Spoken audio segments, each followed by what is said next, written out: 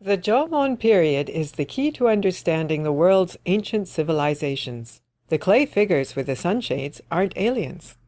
Chapter 20. The clay figure with a baby face.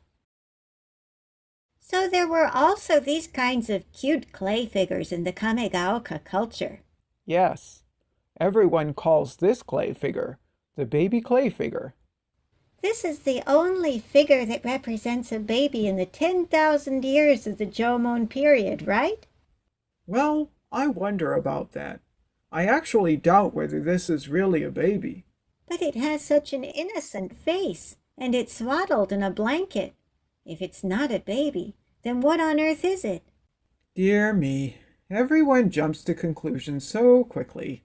They say that it has a cute face, and that it looks like this or that, but you can't find out what the Jomon people were thinking by modern standards. In fact, I wouldn't think babies in the Jomon period would be wearing what they do now.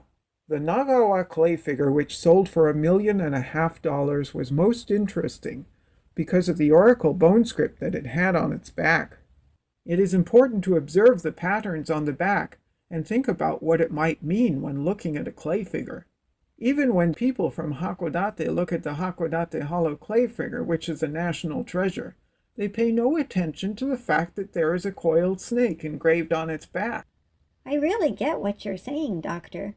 However, the Jomon book that I saw had a picture of a clay figure like this baby, but the picture only showed the front. Books are certainly limited. The clay figures in the pottery must be observed from all angles, front and back, left and right, or you will not see anything. Even I did not notice what a valuable piece of pottery the Moheiji pot was the first time I saw it, as it was just one measly picture in a book. So what's on the back of this so-called baby clay figure? Here it is. This is the picture of the back of this clay figure. What does it look like to you, Tabby? It looks like the pattern of a flowing river. It also looks like a spiral. Don't you notice anything else? I only just recently talked about it. Would it possibly be the oracle bone script for Q? That's right. Most archaeologists think that this is a kind of design called irukumimon, which is an S-shaped pattern with interlocking hooked ends, looking like a vortex. However, it looks more like the oracle bone script for Q. Yes, it's just as you say.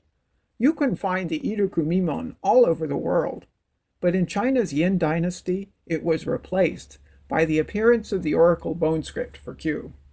That is why the Q is thought to have the same meaning as irukumimon. Besides, the kind of scholars who are called specialists usually just look at a piece and say, "This is irukumimon," naming the pattern without even giving it a single thought as to what it might mean. They are indifferent to the historical and cultural reasons behind its appearance, so they are unable to see anything. So what does this pattern represent? Since Q shows two snakes entwined, meaning the ancestral spirit, which is the male and female snake mating, undoubtedly it represents the seed. So it would be reasonable to assume that this clay figure, which is called the baby clay figure, is not really a baby, but a representation of the seed which will become the baby. In fact, there are similar patterns engraved on the golden clay figure, about which I told you last time.